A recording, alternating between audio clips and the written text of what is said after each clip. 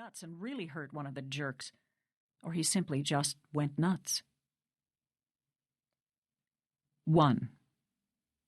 Rocky Mountains, Spring. He stood at the edge of the mountain that sheered down a good 200 feet before smoothing out into tree-covered ledges and gentle wildflower-covered slopes and sharp, gaping ridges.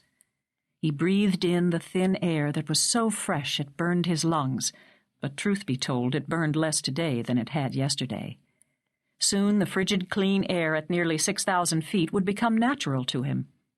It had been only yesterday that he'd realized he hadn't thought all day about a telephone, a TV, a radio, a fax machine, the sound of other voices coming at him from all sides, about people grabbing at him, shouting questions 6 inches from his face, and those blinding explosions of white from the ever-present flashbulbs.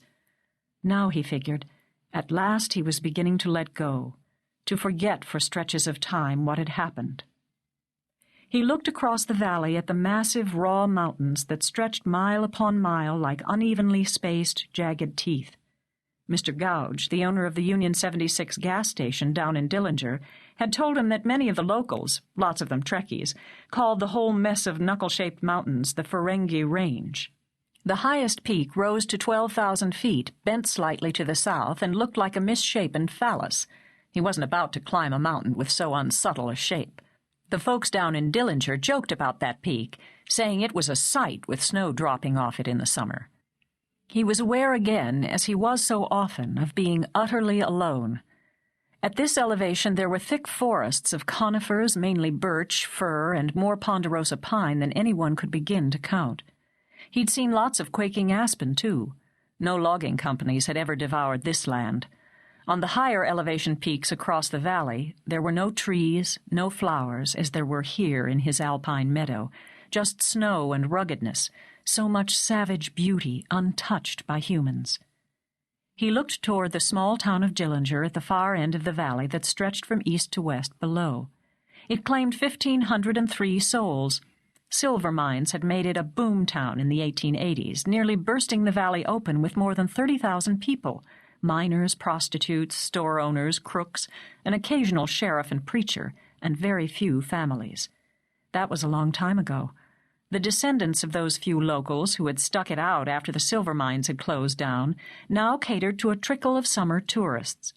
There were cattle in the valley, but they were a scruffy lot. He'd seen bighorn sheep and mountain goats coming down the slopes really close to the cattle, pronghorn antelope grazing at the lower elevations, and prowling coyotes. He'd driven his 4-wheel-drive Jeep down there just once since he'd been here to stock up on groceries at Clement's Grocery. Had it been Tuesday? 2 days ago? He'd bought a package of frozen peas, forgetting that he didn't have a freezer, just a small high-tech refrigerator that was run off a generator sitting just outside the cabin. He'd cooked those frozen peas on his wood-burning stove, then eaten the entire package in one sitting next to the one bright standing lamp that also worked off the generator. He stretched, caught a glimpse of 2 hawks flying low, looking for prey, and took his axe back to the stump beside the cabin where he was splitting logs. It didn't take him long to pull off his down jacket, then his flannel shirt, then his undershirt, and still he worked up a sweat. His rhythm sped up. The sun felt hot and good on his skin, seeping in to warm his muscles. He felt strong and healthy. He was in business.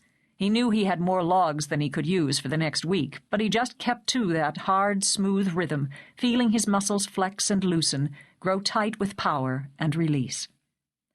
He stopped a moment to wipe the sweat off his face with the sleeve of his shirt. Even his sweat smelled fresh, as if his innards were clean. He heard something. A very faint sound. It had to be an animal, but he'd gotten used to the owls and the sparrowhawks, to the chipmunks and the skunks and to the wolves. This sound wasn't one of them. He hoped it wasn't another person invading his mountain. His was the only cabin in the high meadow. There were other cabins, but they were lower, at least a half-mile away. No one came up here except maybe in the summer to hike. It was mid-April, no hikers yet. He hefted his axe again. He froze in mid-swing when the sound came again. It was like the desperate cry of something. A kitten? No, that was crazy. Still, he pulled on his flannel shirt and the down jacket. He leaned down and picked up his axe.